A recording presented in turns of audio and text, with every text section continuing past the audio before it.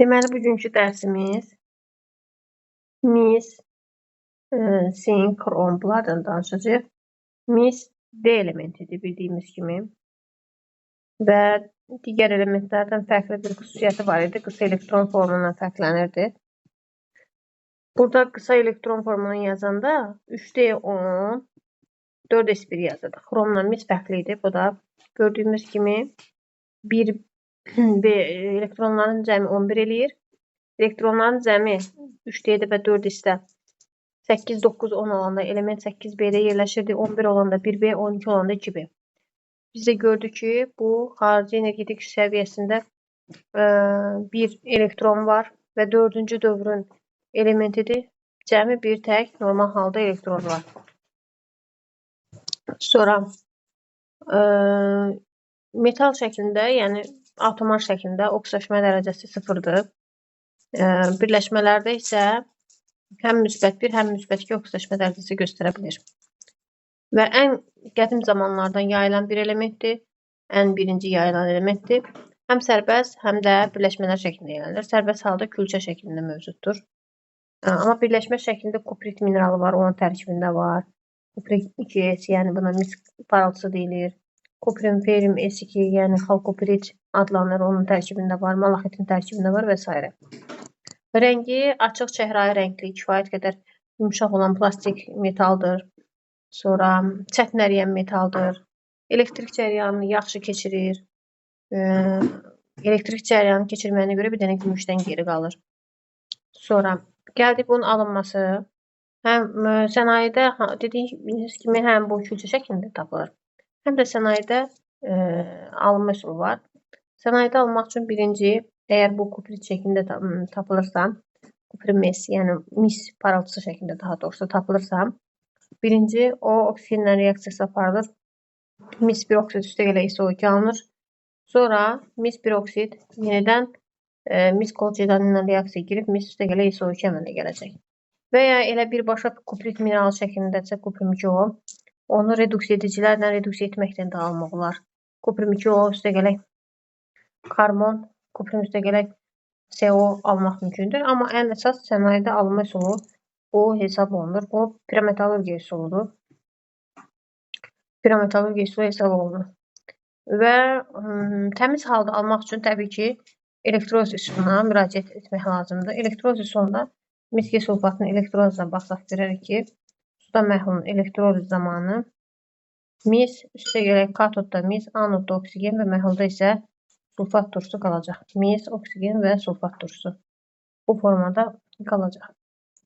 Mis 2 xloridin elektroliz zamanı mis üstə gələk xlor 2 bu ərintisinin elektrolizi. Deməli, mis 2 sulfatın suda məhlulun elektrolizindən mis, oksigen və sulfat turşusu alınır. Ərintisinin elektrolizindən isə misdən xlorid alınacaq. Kimyəvi xassələri quru halda, yəni otaq temperaturunda dəyişmir. Ancaq qızdıranda reaksiya daxil olur. Mis, məsəl üçün, birinci qeyri-metallarla reaksiyasına baxaq, sonra mürəkkəb maddələrlə reaksiyasına baxarıq. Mis hidrogenlə, məsələn, birinci element hidrogendə onunla reaksiya daxil olmur. Hidrogen aktiv metallardan girir. Mis hidrogenlə reaksiya daxil olmur. Məsəl üçün, oksigenlə reaksiya daxil olur. Mis 2 oksid əmələ gətirir. Sonra nə edən reaksiyaya girə bilər? Xlordan reaksiyaya girə bilir. Mis 2 xlor əmələ gətirir. Kürdən, mis 2 sulfid və s.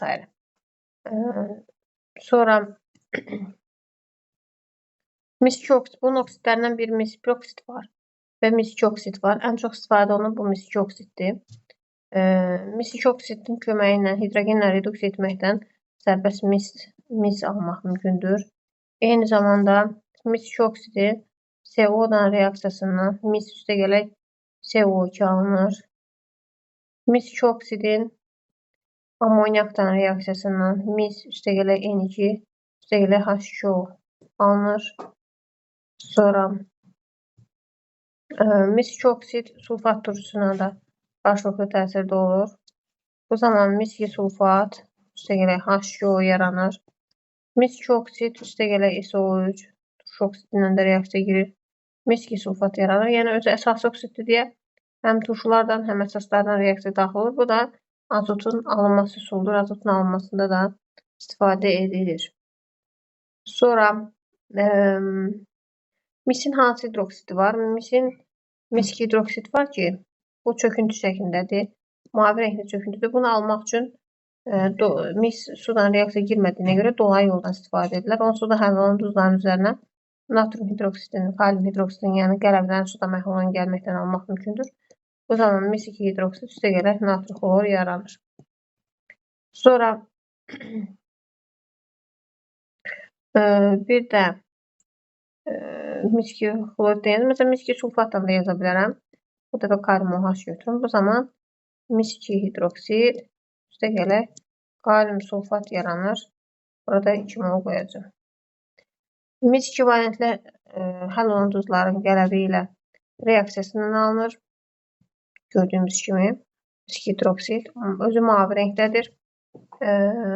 Deməli, ən əsas üzvü kimyada miski hidroksiddən məsəl üçün etilen glikoldan təzə çöktürülmüş miski glikolyat əmələ gətirir. Gümüş güzgü reaksiyası amonyakda məhv olan, amonyaklı suda məhv olan argentin piroksidin reaksiyasıdır. Əlavə olaraq miski hidroksiddən də orada istifadə edilə bilər. Bu zaman miski hidroksid yadımıza salaq. Birinci sarı rəngli mis 1 hidroksidə çevrilir. Sonra da qırmızı rəngli mis 1 oksid əmələ gəlir. Deməli, o miski hidroksid dediyim kimi aktiv deyil, aktiv hidroksid deyil, çöküntü şəklindədir. Bu parçalananda miski oksid və su yaranacaq. Miski hidroksiddə, mis 1 hidroksiddə fərqi yoxdur. Hər ikisi suda həll olmayan əsasdır.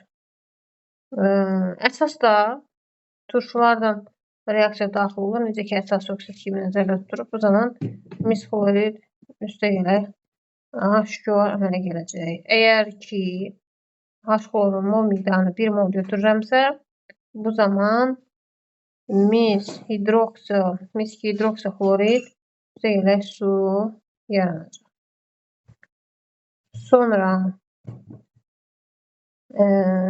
nə deyə bilərik? Dediyimiz kimi aldehidlərlə oksidləşmə reduksiyasına girir. Bir də üzvü turşulardan bir dənə asetat turşusudur ki, daha doğrusu qarışqa turşusudur ki, ondan həm də bu gümüş güzgü reaksiyasına oxşayan reaksiya verə bilər. Karbon qazı, su, mis 1 oksid əmələ gəlir. Sonra parlaq göy rəngli məhlul dedik, etilen glikoldan və gliserinin üzvü kimiyaya aid olan hissələrini də burada dedik. Ondan sonra nə deyə bilərik? Ondan sonra bir də mis havada oksigenin, suyun, karbon qazının təsirindən mis 2 hidroksokarbonat əmələ gəlir ki, yaşıl rəngli. Malaxit deyirlər buna. Malaxitin əsas tərkib hissəsidir. Mis 2 hidroksokarbonat əmələ gəlir. Misdən harada istifadə olunur? Elektrik naqilləri, kabellər, istilik dəyişdirici qurğularda istifadə olunur. Sonra tuncdur, bürüncdür. Bax, bunların tərkibinə daxildir. Məsələn, tuncda misdən qalaydısa, bürüncdə misdən sinkdir. Misk borusu tərkibinə daxildir. Miski sulfat 5H2O da üzümçülükdə geniş yayılmış millidium xəstəliyinə qarşı mübarizədə istifadə edilir. Sonraki dərsimiz sink. Sink də qədim zamanlardan məlum olan elementdir. O da D elementidir. Sinkin sıra nömrəsi 30, kütləsi 65-dir, 3D10, 4S2 formuluna malikdir. 4-ün üst dövrün 2B yarım qrup elementidir, sabit valentlidir. Sink 0, yəni neytral halda reduksiya edicidir. Sink müsbət 2 halda isə oksidləşdiricidir. Yəni artıq 2 elektron verib, bundan sonra almalıdır. Alır, reduksiya olunur, olur oksidləşdirici. Sink yalnız birləşmə şəklindədir və sərbəst şəklində yayılmayıb. Mis kimi, mis deyirik, argentin deyirik, aurium, qızıl deyirik ki, bunlar külçə şəklində də yayılıb. Amma sink yalnız birləşmə şəklində yayılıb. Sinkin hansı birləşmələri var? Sink sulfid, sfalerit və ya sink karbonat, ona qalmid deyirlər. Deməli, sink maviyə çalan gümüş rəngli asan əriyən ağır metal hesab olunur. Alınması zamanı onu dediyimiz kimi birləşmələr şəklində yayılıb. Ona görə də sfalet mineralı götürülür. Onun oksigenlə reaksiyası aparılır. Bu zaman sink oksid üstəgələ SO2 əmələ gələcək. Təzədən bu sink oksid karbonla reduksiyası aparılır. Bu zaman da sink üstəgələ CO, yəni dəm qazı alınacaq. Yəni bu reaksiya vasitəsilə pirometallurgiya üsulu hesab olunur. O vasitəsilə sink almaq mümkündür. Bir də hidrometallurgiya deyirik. Hidrometallurgiya üsulu üçün metal oksidi məhlula salınır. Yəni sulfat turşusuna reaksiyasını aparacaq. Bu zaman sink sulfat üstəgələ H2O əmələ gələcək. Eyni zamanda sink sulfat üstəgələ H2O bunun yəni elektrolizindən də biz bilirik ki, orta aktiv metal olduğuna görə həm sink, həm hidrogen alına bilər. Eyni zamanda oksigen və H2SO4-də məhlul olacaq. Amma bu üsuldan çox düşmür. Dediyim kimi orta aktiv metalların elektrolizi test toplusunda verilmir, istənilmir. Sadəcə verilir ki, soruşulur ki, orta aktiv metallarda katodda nə alınırlar? Həm metal, həm hidrogen. Amma digər üsullar pirometallurgiya və məhlula keçirməkdən aparılmaq, təzən bu sink sulfitdən də özündən aktiv metaldan sıxışdırıb çıxartmaqdan, məsəl üçün maqneziumdan buradan sıxışdırıb çıxartmaqdan sink ala bilərik. Sonra gəldik kimyəvi xassələri. Adi şəraitdə sink havanın oksigeni ilə oksidləşib nazik bir opt üzərində oksid təbəqəsi əmələ gətirir. Məhz o səbəbdən ki, biz deyirik ki, sinkdir, alüminiumdur, xromdur, nikeldir. Bax, bunlar adi şəraitdə qatı sulfat turşusu və qatı nitrat turşusunu passivləşdirir. Çünki onun üzəri oksid təbəqəsi ilə örtülüdür ona görə. Həmin təbəqə adi şəraitdə metalı sonrakı oksidləşmədən qoruduğu üçündür. Qızıllıqda isə su ilə reaksiya girir, oksigenlə reaksiya daxil olur. Məsələn, sink üstəgələ oksigen, əmələ gələcək sink, oksid, sink üstəgələ məsələn sudan reaksiya girəcək. Sink, oksid, üstəgələ H2. Bax, bu temperaturda gedir. Amma oksigenlə adi şəraitdə oksidləşir. Deyimiz kimi, üzərində oksid təbəqəsi əmələ gətirir. Sonra gəldik qeyri-metallarla reaksiyası. Hidrogenlə reaksiya daxil olmur. Hidrogenlə dediyimiz kimi ancaq aktiv metallar reaksiya daxil olur. Sonra deyək ki, nə ilə reaksiya? Tutaq ki, kükürdlə yazırıq. Kükürdlə reaksiya daxil olaraq belə sulfitlər əmələ gətirir, xlordan reaksiya daxil olaraq belə xloritlər əmələ gətirir və s. Sinkin oksigenlə reaksiyasına əmələ gələn sink oksid, sink metalı kimi özü də amfoter xassəlidir. Həm sink özü də həm qələvi ilə, həm turşu ilə reaksiya girə bilər, həm oksidi turşu ilə də, qələvi ilə də reaksiya daxil ola bilər. Məsələn, oksidindən nümunə yazaq. Sink oksid üstəgələ H xlor, turşu ilə reaksiya girəcək. Sink xlor 2 üstəgələ harda hidrogen var, oksigen var, su çıxacaq. Mən burada yazıram bunu bu formada. Eyni zamanda oksidi dediyim kimi natrium hidroksiddən də reaksiya daxil olacaq. Bu zaman natrium 2 sink O2 üstəgələ H2O, yəni su əmələ gələcək. Sonra sink oksid amfoter metal olsa da, amfoter oksid olsa da, dediyim kimi həm turşu oksidlərindən, həm turşulardan, həm əsaslardan, həm də turşu oksidlərindən bunun reaksiyasını yaza bilərik, həm də əsas oksidlərdən. Məsələn, reaksiya gələcək, sink, silikat əmələ gələcək. Və ya sink oksid üstəgələ bir əsas oksid yazsaq, kalsium oksid. Bu zaman kalsium, sink O2 əmələ gələcək. Hətta mən deyirəm ki, bunu deyirlər ki, bu hansı turşunun duzudur? Sinkat. Sinkat necə yazaq? Sink hidroksid var. Sink hidroksidi açıq formada turşular şəklində yazsaq, H2 sink O2 şəklində. Yəni bu əsasi formasıdır. Bu isə turşu formasıdır. Turşu şəklində biz bunu bu cür formada H2 sink O2 şəklində göstərə bilərik. Burada görürük ki, 2 əsaslı turşudur. 2 əsaslı turşuda ekvivalentli metalın əvəz olanda kalsium sink O2, yəni belə bir birləşmə ala bilərik. Sonra sink hidroksidi almaq üçün sink hidroksiddə çöküntü olduğuna görə, kalsiumda olduğu kimi, onun suda həll olan duzların üzərinə natrium hidroksid, kalium hidroksid, yəni qələbələrlə təsir etməkdən alırlar. Həm də sink iyonunun təyini reaksiyası hesab olunur. Çünki sink hidroksid çöküntüdür və bu sink iyonunun təyini üçün istifadə olunur. Məsələn, götürürəm sink xlorid, üstəgələ natrium OH, bu zaman alınacaq natrium xlor, üstəgələ deməli sink hidroksid. Bax belə. Deməli, sink hidroksid özü də temperaturda qızdırıldıqda parçalanır. Sink oksid və H2O əmələ gəlir. Yəni, sink hidroksid necə hidroksiddir? Qızdırıldıqda parçalanan sink oksid üstəgələ H2O əmələ gəlir. Sink hidroksid özü də amfoterdir və həm turşulardan oksidi kimi özü də həm turşulardan, həm də əsaslarla reaksiyaya girə bilər. Məsələn, turşularla reaksiyaya girsə, bu zaman müvafiq duz, yəni sink klorid üstəgələ su əmələ gələr 2 mol. Və natrium hidroksiddən də reaksiya girsə, yenə də belə bir natrium 2, sink, OH-dan 4 dəfə. Yəni, belə bir kompleks duz əmələ gələcək. Mən burada sink necə yazıram? OH-ın sayını necə tənzimləyirəm? Mən biləm natrium 2 sinkdir. OH-ın sayını necə tənzimləyirəm? 4 hidroksidlərin sayının natriumun indeksini çıxıram. Sinkin valenti alınacaq burada. Natrium 2 sink, OH-dan 4 dəfə. Bəzən belə yazılır uşaqlar. Amma OH-ın sayını tənzimləmək çətin olur.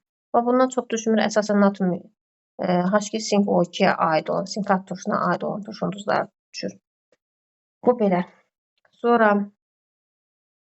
bunlar həm hidrolizə, həm elektrolizə uğraya bilər. Məsələn, götürün bir dənə sink xloridin hidrolizini yazım. Yuxarıda elektrolizi yazmışdım mənə. Hidroliz dönər proses olduğuna görə bu cür formada yazırıq. Xlor burada aktivdə özünə aid olan hissəsini götürür. H xlor, yerdə qalan sink OH, OH xlor da buraya yazır. Yəni sink hidroksi xlorid. Sonra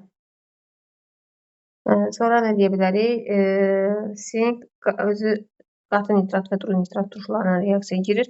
Həm də qatı sulfat turşularına reaksiyaya girir. Həm özü, həm hidroksidləri.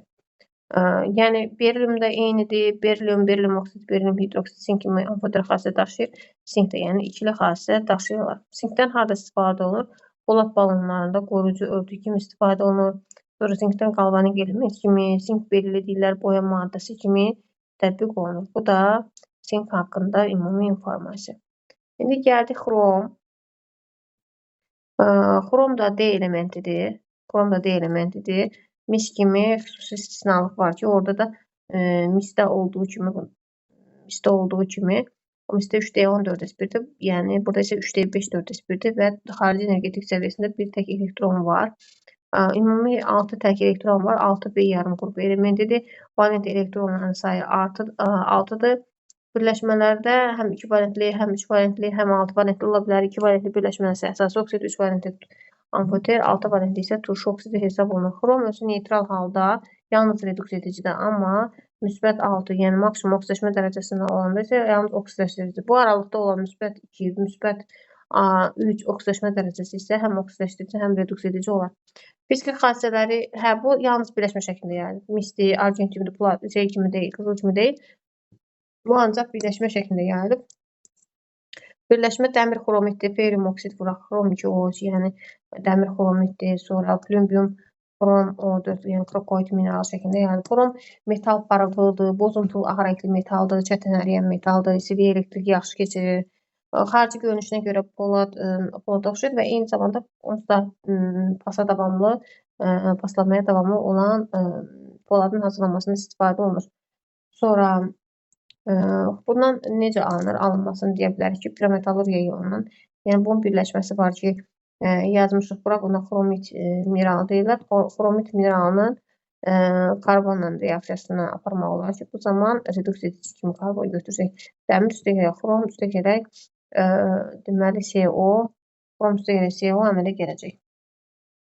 Sonra, deməli, eyni zamanda xrom 3 oksidi götürüb onun alüminiumla reaksiyasını apara bilərik. Bu zaman alüminium oksid üstə gələk xrom əmələ gələcək. Saf xromun alınması bu reaksiya hesab olunur. Sonra kimyəvi xassiyəsi xrom səthi korroziyaya qarşı çox davamlı olan oksid təbəqəsindən örtüldür, sinkdə olduğu kimi. Ona görə də rütubətli havada xrom heç bir dəyişikliyə uğramır. Xrom ilk öncə qeyri-metal olan hidrogenlə reaksiyasını yazıram ki, onunla reaksiyaya girmir. Xrom oksigenlə reaksiyaya girəndə dəmirdən fərqli olaraq bəzi xassələri dəmirə oxşayır, amma oksigenlə reaksiyası yox. Qızdıranda xrom 2OH əmələ gələcək. Sudan qızdıranda yenə də xrom 2OH üstə gələk H2 əmələ gələcək. Sonra xrom 2OH yaşıl rəngdə tozdur, amfoter oksiddir, suda həll olmur, onun xrom 3 hidroksidi, xrom 2 hidroksidi elə, xroma uyğun hidroksidlərdən xrom 3 hidroksidi göstərə bilərik ki, amfoter hidroksiddir, amma xrom 2 hidroksid yox, xrom 3 hidroksid amfoterdir. Onu da bu formada yaza bilərik. Xrom OH 3 dəfə. Sonra xrom 3 oksid özü necə alınır? Amonium bixromatlar əslində bu reaksiyanı demişdik. Amoniakın alınması, laboratoriyada alınması üstü N2 xrom 2O3 üstəgələ H2O əmələ gələcək. Xrom 3 oksid amfoterdir, həm əsaslardan, həm turşulardan reaksiya girir. Xrom 2O3 məsələn üzərinə gəlirəm natrium OH alüminiumda olduğu üçün burada da natrium xrom O2 üstəgələ H2O yaranacaq. Eyni zamanda xrom 2O3 üstəgələ alüminium, alüminium amfoter olduğuna görə özünə çəkəcək. Alüminium oksid üstəgələ xrom yaranacaq. Sonra xrom oksidi kimi hidroksidi də xrom 3 hidroksid amfoter xassəlidir. Həm turşulardan, həm əsaslardan reaksiyaya daxil olur. Məsəl üçün xrom 3 hidroksidi götürdüm. H2O ilə reaksiyasını yazsam, bu zaman uyğun duz, yəni 3 valentli duz və 3 molda buradan su əmələ gələcək. Sonra əsaslardan da məsəl üçün yazaq xrom 3 hidroksidi götürürəm. Üzərinə gəlirəm natrium OH. Bu zaman alınacaq natrium xrom O2 üstəgələ H2O, yəni belə bir birləşmə əmələ gələcək. Sonra hətta necə ki alüminium hidroksiddə deyirdi, ya natriumun OH-ın artığını götürsək, əvvəlcə çöküntü yoxdur, çöküntü yaranır, sonra isə həmin çöküntü gedir. Həmin o qrafiki burada da göstərə bilərik ki, məsəl üçün xrom 3 hidroksidin miqdarına uyğun olaraq əvvəlcə deməli xrom 3 hidroksid əmələ gəlir kimyəvi reaksiyadan, sonra isə natrium OH-ın miqdarını artıq götürəndən sonra natrium OH xrom 3 hidroksidi həll edir. Yəni tutaq ki, xrom OH 3 götürmüşəm, üzərinə natrium OH. Daha doğrusu nəyə götürək? Məsəl üçün xrom 2 xlorid götürmüşəm, üzərinə natrium OH, bu zaman xrom 3 hidroksid və natrium xlor alınacaq. Xrom 3 hidroksiddə, yəni natrium OH-ın miqdarını artıq götürsəm, yəni təzədən bu reaksiyanı davam etmək istəsəm, onda həll olacaq, reaksiya daxil olacaq. Amma xrom 2 hidroksid suda həll olmayan əsas olsa da, əsası ilə xassə göstərir, amfoter deyil. Sonra, yəni onun bu xrom natrium OH-ın kütləsinin deməli, xrom 3 hidroksidin mol miqdarı natrium OH-ın kütləsindən asılığı qrafikdir. Bir də var, deməli, xrom 2 hidroksidin natrium OH-ın kütləsindən asılılığını göstərə bilərik ki, bu daha təzədən geri qayıtmır, natrium OH-ın artığında reaksiya daxil olmur. Çünki xrom 2 hidroksid əsasidir, xrom 3 hidroksid amfoterdir deyə oksidi də, özü də, hidroksidi də. Ona görə də təzədən natrium OH-dan reaksiya daxil olur. Xrom 6 oksid bərkdir, tünd qırmızı rənglidir. Xrom 6 oksid, xrom O3 tünd qırmızı rənglidir, turşu xassəlidir, turşu oksid olduğuna görə. Onu almaq üçün o kalium bixromatdır, kalium xromatdır. Onlara qatı sulfat turşusundan təsir etməklə alırlar. Məsələn, götürürəm kalium 2, xrom 2 O7, onun üzərinə H2SO4 gəlsəm sulfat turşusu, bu zaman kalium sulfat, üstəgələ xrom 2O3, üstəgələ H2O yaranacaq. Sonra xromatlar sarı rəngli, dixromatlar isə narıncı rəngli olurlar. Yəni tərkibində xrom O4 şəklində varsa, O4, bax bu sarı rəngli, sonra xrom 2, O7, 2 mənfi, yəni bu şəkildə varsa isə narıncı rəngli birləşmələr əmələ gəlir.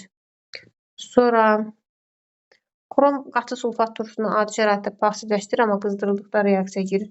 Bu zaman xrom 3 sulfat SO2H2O, məsələn, xrom üstəgələ H2SO4 qatı yazsam, bu zaman xrom hidrokso sulfat üstəgələ H2SO4 yaranacaq.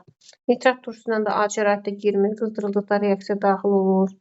Ondan sonra hidrolizə uğrayır. Məsələn, xrom 2 nitrat hidrolizə uğrayanacaq suyun iştirakında. Bu zaman xrom hidrokso nitrat əmələ gələcək. Üstəgələ NO, üstəgələ H2O. Bax bu deməli xrom 3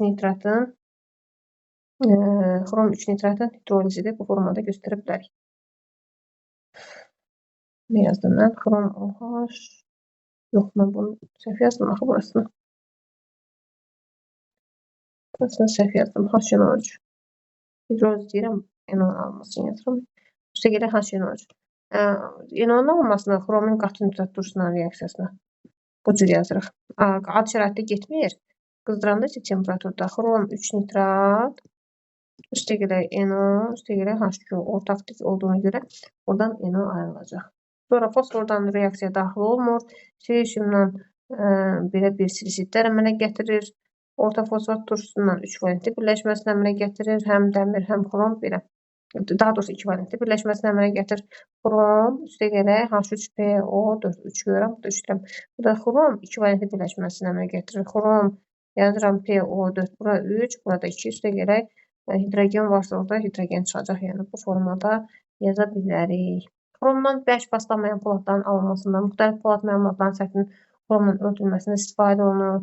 Sonra ərintilərin alınmasında, məsələn, nikelin ərintisi nixrom adlanır ki, qızdırıcı cihazdan alınmasında istifadə olunur. Xrom xromatlar şəklində, dixromatlar şəklində oksidləşdirici xassəyə göstərir və xrom formada da istifadə edilir.